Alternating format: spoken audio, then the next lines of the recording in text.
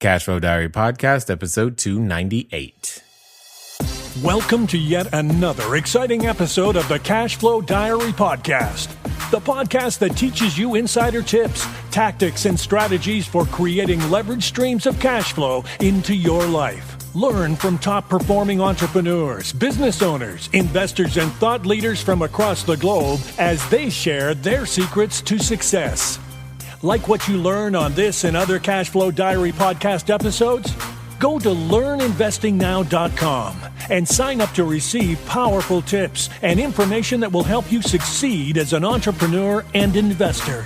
Now, here's your host, investor, entrepreneur, business owner, educator, speaker, author, and master facilitator of Robert Kiyosaki's cash flow game, Jay Massey. All right, ladies and gentlemen, welcome to another episode of the Cashflow Diary Podcast. I'm your host, Jay Massey. Glad that you are here today because we are going to talk with an individual whose product you probably have seen, maybe even have tested, but what I really like, I've said it before and I say it again. There are many advantages. Many of you talk about, taxes and how they're, large expense. And I've always said there are 4 things you can do to get your taxes back. And if you haven't heard that before, go check some of the prior episodes. But here's a quick update. Remember, you can provide housing, provide jobs, provide energy, or provide food. And doing one of those 4 things often results and major tax benefits so that you can keep more of the cash flow that you actually earn. Now, today's guest knows a lot about providing food items, which I think is awesome. And I want you to make sure that you're taking notes, mostly because I think you're still going to learn some of the basic lessons of cash flow. And most importantly, you're going to learn how to go out there and go where they ain't, as they say, because I love the title of his book. We're going to talk about that too. And if you're wondering who I'm talking about none other than Mark Rampolla, the founder of Zico Coconut Water. Now, how many of you just said, oh my God, I drink that? Yes, that's exactly what I'm talking about. He's got a book out there. It's called High Hanging Fruit, but it's the subtitle of the book that I really enjoy. Build something great by going where no one else will. We're about to learn a lot, ladies and gentlemen. Let's listen to Mark Rampolla. Mark, you there? I am, Jay. Excellent. I am glad that you are here. Thank you Thanks. for taking Great the to be time. with you. Yeah, I appreciate it. I mean, you're all about the globe. You're out there doing some great things. An article recently in Forbes, and yet here you are with us. So I appreciate it. Now, everybody gets the same first question, so I've got to give it to you too, especially the first time they're here. I tend to look at today's entrepreneurs, of which you are one, a lot like yesterday's superheroes, Batman, Robin, Wonder Woman, Black Widow, what have you. And I think entrepreneurs and superheroes have a ton of things in common. Occasionally we get dressed up, we put on capes, or at least we think we're wearing a cape as we go around and swooping and saving our customers from the evils and providing our products and services. But also, like superheroes, we have a beginning. Before, Wonder Woman was Wonder Woman, she was just a princess. Before Spidey was climbing walls, he was a photographer, just minding his own business. So what we want to know is before Zico, before the book, before articles in Forbes, before all of the things that even selling Zico to Coca-Cola of all things, before all of that, who is Mark Rampolla? Wow, great question. But look, I think I was youngest of 6 kids in a big family, growing up in a working class community in Pittsburgh, about as far from coconuts as you can imagine. In fact, my sisters remind me that one day my dad came home with a mature coconut, not the kind we use for Zico, but a hard shell, hairy shell, and filled with meat and a little bit of milk.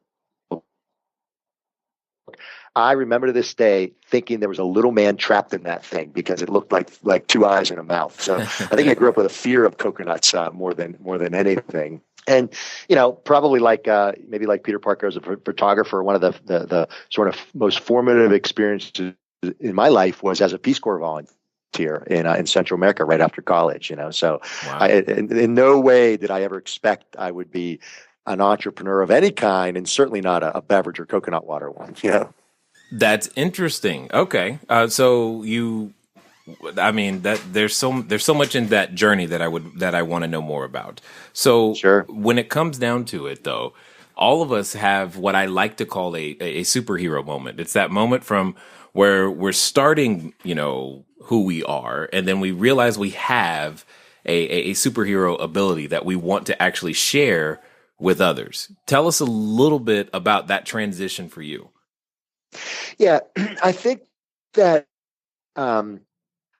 came for me when I first went to college, and I grew up in a family that just had nothing to do with business at all. My father was an engineer, my mother was a teacher and a counselor, and much more very, very socially active, but sort of no interest in business at all. And for some reason, I just loved it. I just was fascinated by it. But I was sort of conflicted because on the one hand, my family's talking about social justice and racial equality and economic equality and stuff like that. Yet I'm thinking, hey man, I want to go out and make some money and be successful in the world. It was during college. It was a gradual process. But where I finally started to say, you know what, I want to combine the two. I want to figure out how to be a part of driving big positive impact in the world through business. And really my whole life has been about that since I was about, 18 is, figuring out, is it possible? Where do I fit in? What role do I play? Because I've always felt like a little bit of an outsider in the business world, not having grown up in it, not having, I could barely, I barely had a clue what a dress shirt was. I just remember like not even, having khaki pants when all the other guys were, wearing khaki pants to interviews or something like that. So I never really felt like a business person. And yet in the sort of social impact world, I felt like I didn't agree with that whole world either. So I felt like a little bit of an outcast in both, but ultimately trying to reconcile those two worlds has been the foundation of my life and my career. Mm-hmm. Well, and you bring up a great subject because I know many people, myself included, have been conflicted from time to time for why does it feel like? Because it can feel like the objective of making a profit is somehow counter to the objective of doing good. And yet there's a way to do good and do well simultaneously. My question then would simply become, how does that happen with water? Yeah. Well, I mean, it just seems interesting. Sure, counterintuitive. It totally does. And look, I think your question is absolutely the right one. And the decision to go into coconut water was a result of the decision to build a business that both made money and made an impact, right? And so I was brainstorming a lot of different ideas, but when I would put them against those screens, I'd say, oh, well, look, I could build a trucking business. There's a big opportunity for that in Central America. I can probably make a ton of money. But, is that really making the difference in the world, or the difference that I want to make in the world? And I go through that in quite some detail in my book about, the process I went through along with my wife, Maura, and some close friends and family. And, and ultimately realized, wow, the amazing thing about coconut water, and this is back in 2003, was realizing, and it's still to this day, most of what Americans drink is crap. When you think about most beverages, sugary sodas, artificial sports drinks, there's just so much garbage out there. And I don't blame that alone, but it certainly contributes to diabetes and obesity and bad teeth and all these things, are certainly affected by our diet, right? And so the realization was, hey, if we can contribute positively to that, man, that's a good thing. It's not going to solve world peace, but hey, it's making a positive impact. But at the same time, how do we make it cool? How do we make it popular? How do we make it mainstream? And so I think a lot of people that start out with good intentions wind up building, small niche kind of narrow businesses in service or products where it's like, oh, I'm just going to build this cute little company or this great little product. It's going to be perfect, but is it really making an impact? My goal was to make that impact at scale, So literally from the beginning, the thought was, how do we build $1 billion, brand and multi-billion dollar category around this healthy, natural product?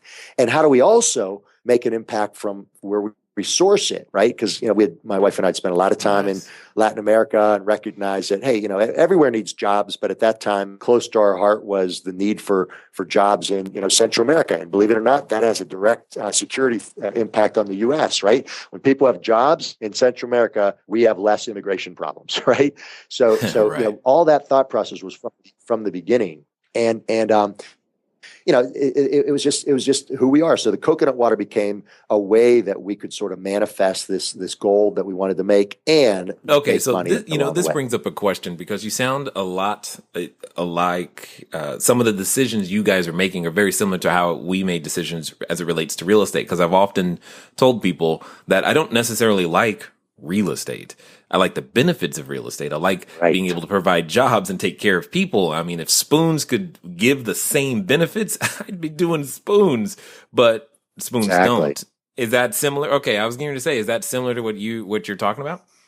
Yeah, it totally is. I mean, I think that maybe the difference is I really love coconut water and I love everything about it. But look, it's a product, right? But what I really love about it is, and this was part of our decision choice as well, was to, the way we chose to build the business was, for example, active sports, right? Sports and outdoor recreation and that stuff.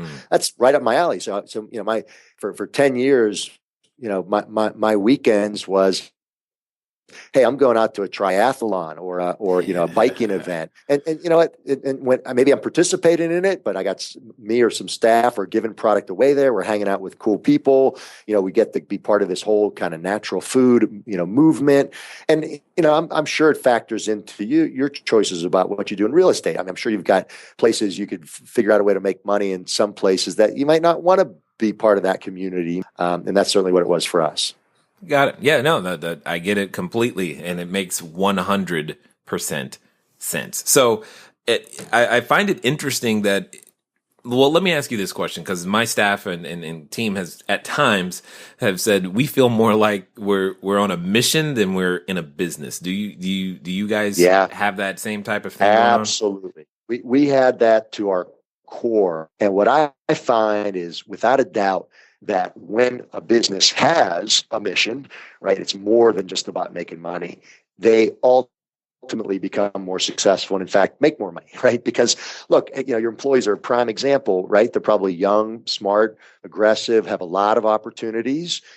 They want to be part of something more than just putting money in your pocket and even in their own pocket. Everybody wants to be part of a mission, right? Think about, the mission to Mars. Think about Lewis and Clark. Think about, going to the moon. People get jazzed and excited about doing something that makes an impact. In our case, it was bringing healthy beverages to people. It was encouraging healthy, natural, active lifestyle. It's building a brand that stood for something in the world, and it's making an impact in the countries where we source. And so that's something that attracted top talent, it attracted investors, and it ultimately attracted Coca-Cola. Yeah, exactly. He got somebody's attention. Yeah. So now, one of the things that I mentioned at the beginning was the subtitle of the book. I mean, high hanging fruit, first of all, that's different because everyone always think about low hanging fruit, but build something great by going where no one else will. So there's two concepts inside there for me, the building something great, and then by going where no one else will. Can you unpack that a little bit for us so that we can understand what you mean? Sure. Well, the immediate play on words a little bit is look, coconuts are, how many billions of people have lived in the tropics, right? And look overhead or never looked overhead every day to think about there's a multi-billion-dollar business sitting over their heads. How many millions, tens of millions of Americans and Europeans and Canadians have traveled to the tropics, right? And so part of the idea is, hey, look, right around us, there are ideas. I just happen to look overhead and see it in coconut water. But I think there's two bigger ideas as well I was trying to get across in the book. One is, look, to really build something great, you got to be different. You got to take a leap of faith, go after something that's unique. That's, and maybe it's happened to be a whole new category like coconut water, but sometimes it's a different packaging, or it's a different real estate strategy, or it's a different community. It's something, or a different way of approaching it, high service or really low price or high value added. You got to differentiate, right? And so but the final twist on it really is, for lack of a better term, I'm going to call it spiritual. Man, to the extent that you are building something that is more than about money, that is more than about you, that is more than about just what's in front of you. When you are really reaching higher for something that other people aren't thinking about, I think that's the way to define success and achieve success. That includes family and friends and community and impact, and frankly, making plenty of money. Absolutely. Now, you said by going where no one else will. Was there were people not willing to go, or did they just not see the opportunity? What do you mean by that? Great question. Well, in the coconut water world, and I've seen this again and again, there had been, coconut water has existed forever, right? In some form or another, basically inside not that people would split open with a machete and drink it out. But there was a small coconut water business in the US, basically canned artificial high sugar, products. There had been at least 5 to 10 entrepreneurs before we launched that had tried to do what we were doing, bring a higher quality coconut water somewhat to the mainstream. They had all failed. And we had very good, tough competitors that launched around the same time we did. So it's not like we were doing this in a vacuum.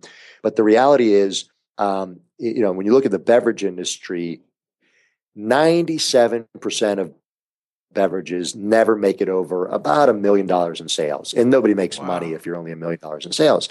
And the reality is, although there's a lot of factors that play into that, part of it is pure tenacity, willingness to do whatever it takes and stick with it.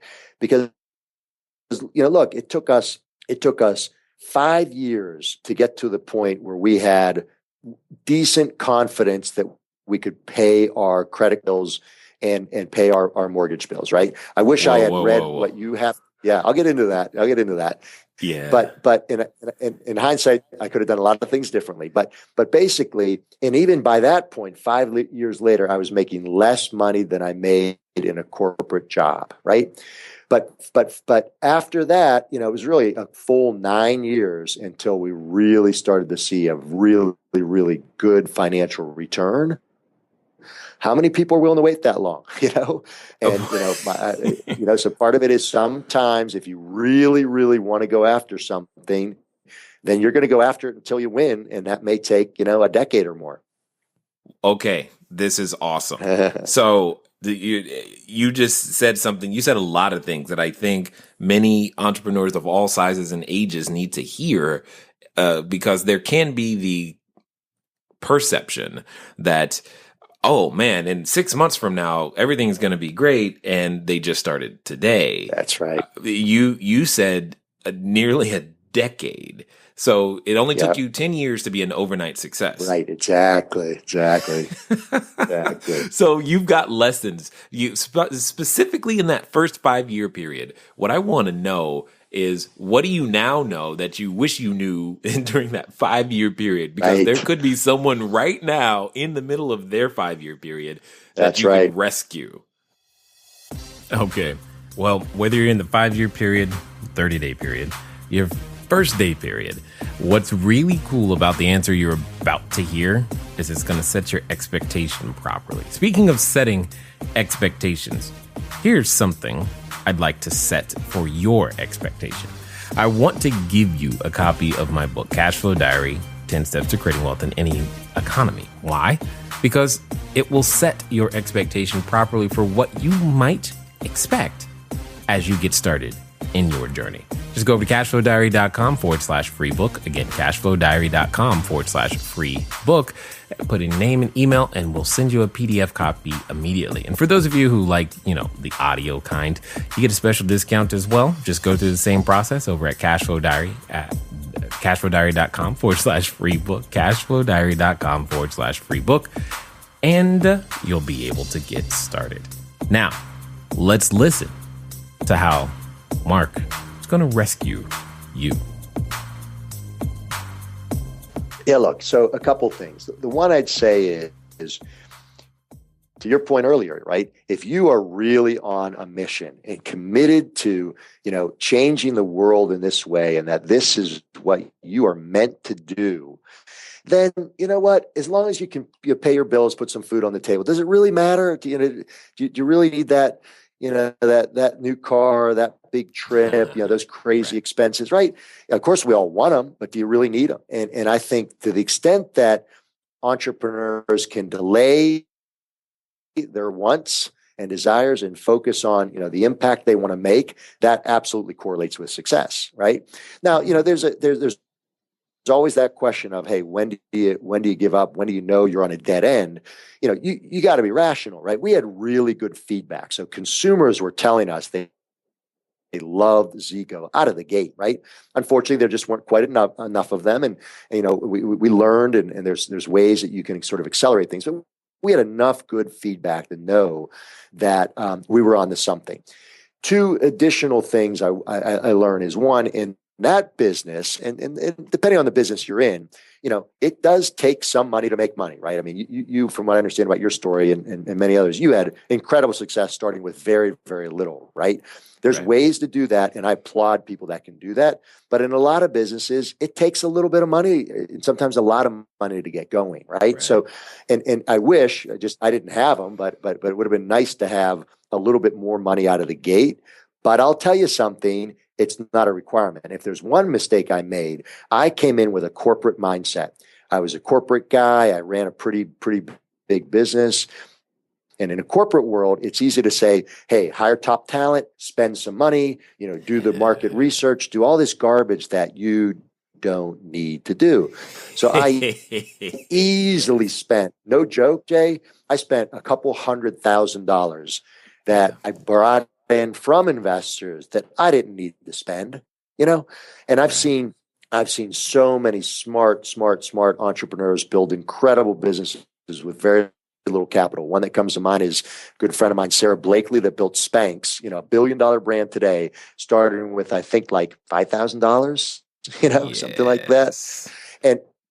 And so, it can be done. It takes a lot of work, a lot of diligence, and it takes the kind of can-do attitude that says, you know what, I'm not going to let anything stand in my way. So if I don't have money, I'm going to have to figure it out. Well, okay, and you actually were that's a perfect segue right into what I was going to ask, is because I know there are a number of entrepreneurs, would-be entrepreneurs, people who feel trapped from time to time going, I would love to take those steps. They're saying, Mark, what you're saying sounds exactly right. I've got that mission. I've got a passion and a vision and something I want to make happen. However, I don't want to get started until I understand all the pieces of the puzzle. How my experience has been, right. I need to be comfortable working in some form of unknowns at some point. Yes. And I'm curious to know if that's something you've encountered. Absolutely. Oh my God. Look, I thought I kind of had it together with an MBA from Duke University, and trained in the corporate world, and running $100 million business. I realized there are 1,000 entrepreneurs that knew 10 times what I knew because they just jumped in. And to your point, you got to know what you don't know. And you got to be willing to learn all the pieces of a business, but sometimes there's no better way to do that than jumping in. And so it wasn't until I quit my job, put some savings into this business and started to say, oh my God, I need to figure it out. And how did I figure it out? I talked to everyone I could find, right?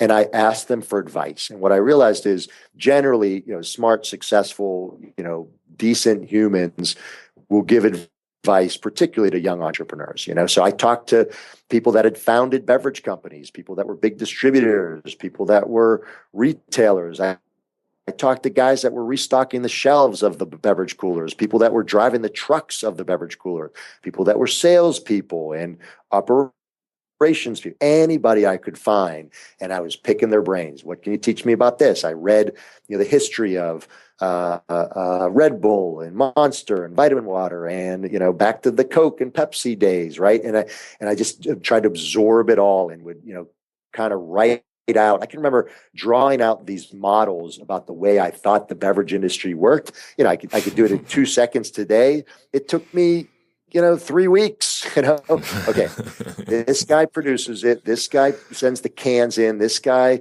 co-packs it. This guy distributes it. This guy carries it. This guy sells, right? And all those, all that learning was a baptism by fire, but ultimately, gave me a knowledge base to really figure out a path, because there's never one way, but figure out, okay, this is kind of the way these other people have done it. This is the way I'm going to try to do it. And we're going to learn, right? We're going to make mistakes and learn and get better, but all based on, really deep knowledge of a particular industry. Got it. Now, in that list of people that you just rattled off of who you were talking to, I noticed there were some people who were distinctly missing. Chief among them, you didn't say, you didn't call your cousin Vinny or your uncle or, the guy you already knew down the street and were hanging out with to find out. So I'm going to say that, I'm just going to say that it's not just asking questions, but it's finding the network of individuals that are that could have related experience. That's right. How important has that mentorship or being willing to learn from other people been for all the things that you've done? Jay, I stand on the shoulders of giants, right? I mean, we all do. Everything I know, I learned from somebody else. And that's true of everyone, right? Mm-hmm, and what you said is very true. And, and I'll tell you, I am not a natural networker. You know what I mean? I know. In college or even in graduate school, nobody would have paid but I forced myself to get out and talk to people. And I was very, very selective about it, right? But it's easy to start at the top. And in our world, I realize I'm not going to learn anything from the CEO of Coke or Pepsi, but I can learn something from the founder and CEO of Vitamin Water, of Nantucket Nectars, of Honest Tea, companies that were successful, 2, 3, 4, 5 years ahead of me, right? And I found founders were ones that were really happy to help and super helpful. And then I would talk to their VP of sales and their VPs of operations. And it turns out, not a lot of people are going to the founders and CEOs all the time. But, I found a guy that was, head of sales for a region of a beverage company. Man, I bought him lunch, I bought him a coffee, I sent him a wonderful thank you note, and found that those sort of loose connections, in a way, are the ones that are the most powerful. Got it. So here's a question. Walk me through the day that you get a call and Coca-Cola is like, we're interested. Yeah.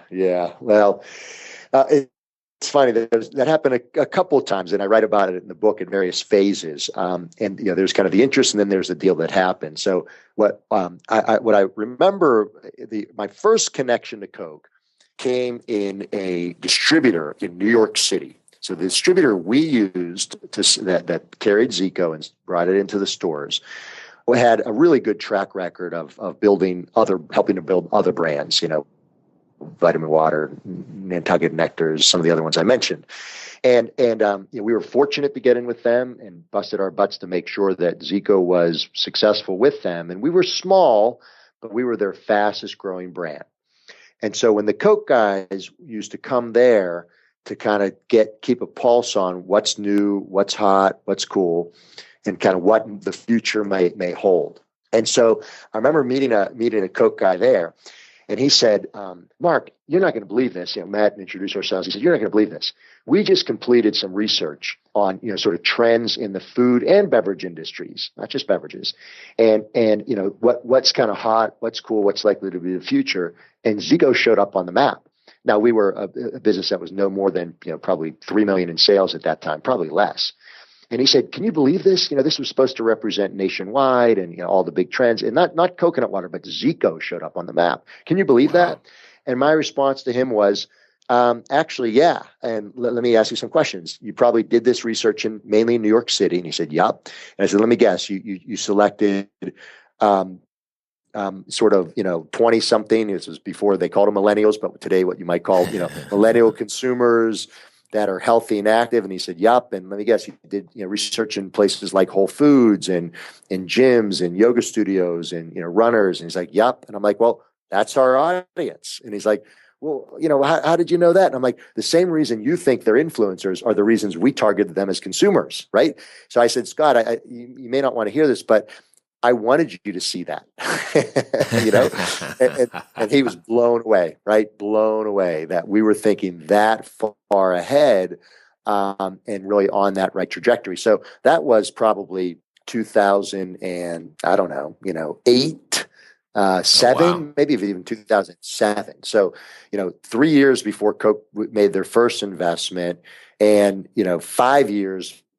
6 years before they ultimately purchased the company. So relationships take that long to cultivate in this world, Well, and I'm glad you said that, because oftentimes people come to me because we do a fair amount of instruction on how to raise capital, get in front of investors and do those types of things. But the expectation is, okay, it's Friday. Jay, I need a private investor by Saturday or Monday. I'm like, how's that going to work? Exactly. There's more to it than that. There's just so much more. I'll give you an example. So much more. One company we recently invested in, it's called Rebel, REBBL. It's a super cool, healthy beverage out of San Francisco. I've known the founder for probably 5 years, right? Wow. I knew a business he worked for before. He did some work for me before. We developed a relationship. We're friends, but it wasn't a deep friendship. I knew he joined this company. He tried to get me invest early on. I didn't like the products. I told him some suggestions I'd make. And I told him flat out, you're not the growth CEO. I love you like a brother. You're a genius, but you are not a growth CEO. Go find a growth CEO and call me. Well, you know what? This guy comes back, tweaks the formula, builds an even better brand, goes out and gets one of the best people I've ever met as a CEO for a business like this. And I'm like, where do I sign? Oh, and by the way, he has other investors lined up. Then he calls me and tells me there's an opportunity to invest, and we're in, right? It takes a long, long time. And it's the entrepreneurs that, they're going to figure it out, right? If somebody's going to come to me and think I'm going to solve their problems with a check, forget about it. I want to know that they've got the ball. They've got it under control. And I'll help when I need to, and I'll help a lot. But I want to know that I've known an entrepreneur for a while. I know 20 people that know them. They've got a great relationship. Because my view as well is, look, businesses fail all the time, right? So if this guy's business fails, so it fails, right? We failed together. But I believe he's going to start something else. And I want to be there for him. So it's a long life. It's a long career. It's a small world. And so I think, you got to build those relationships. Yeah. For the long term. Got it. Now, you mentioned something really quickly, and I don't know if everybody picked up on it. You said a company that you recently invested in. So obviously, as you said, Coke eventually, you've exited from Zico. So what have you been up to now? Yeah, so Coke purchased all of Zico at the end of 2013. I was sort of planning for my exit from well before that. I mean, my personal goal was to build the business to a point. 10 years was kind of my personal goal, and it was nine and a half years. And I'm a believer sometimes in closing one door to see what else opens up. And so, decided it was time to walk away, but had brought in a number two from Coke that worked with me for years, so the business was in good hands. So I started doing a little bit of angel investing. I thought it was just going to be for fun, kind of on the side, while I took a break and figured out what was my next project. Mm-hmm. But in fact, I realized I loved it. I loved kind of finding, entrepreneurs, vetting ideas, debating ideas, being an investor and an advisor, and frankly, not having all the responsibility of running the damn thing and being able to, play that sort of role. And I also started to have some people I knew in the industry that wanted to follow along, previous investors in Zico that wanted to follow along. And so I thought, well, what do you do if you want to be a professional investor and have people be able to contribute to that? Well, it's called a venture capitalist, Yeah. So I never in my life dreamed I'd be a venture capitalist, but here I am, so I have this with some partners, have a $42 million investment fund called Power Plant Ventures. And, our premise is that, we're going to help to transform our multi-trillion-dollar global food system to deliver better health in more ethical and sustainable ways. And we're trying to find, fund, and help scale the best entrepreneurs in the world. Well, and this is good because it's a timely topic. And I know, for example, there's one of our Cashflow Diary members who is in the agricultural space down in San Diego. And hopefully cool. he picks up and is listening to this particular episode. But it sounds like that the two of you are peas made in a pod, because he's always talking to me about, I'm like, I know nothing about food, man, but I get it. I get that it's great, but I can't help you. But it sounds like you're not only just investing money, but it sounds like you're also investing time with these early stagers. Is that correct? Absolutely. Yeah. I mean, look, this is a commitment my partners and I have made to, the way we want to contribute to the world. And so I at any one time, I'm probably helping, advising, talking with, I don't know, 30, 50 entrepreneurs. We've invested in, and that's at any one time, it's probably, a couple hundred over the course of a year. We've invested in, 8 companies. So if somebody's got a real commitment to make a positive impact in the world, and I can be of help, I want to be of help. Sometimes it's 5 minutes, sometimes it's 5 hours. But the companies we invest in, we go deep. We want to empower the entrepreneurs. We don't want to run the companies.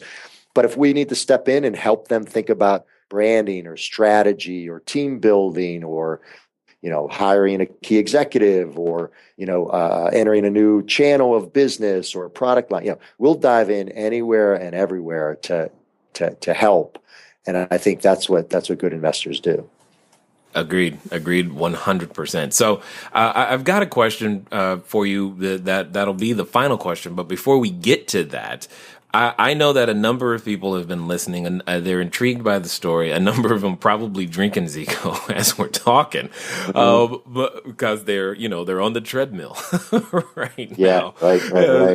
So, but for those that want to find out more, either get a copy of the book or find out more about what Power Plant's up to, what's going to be the best way for them to track you down?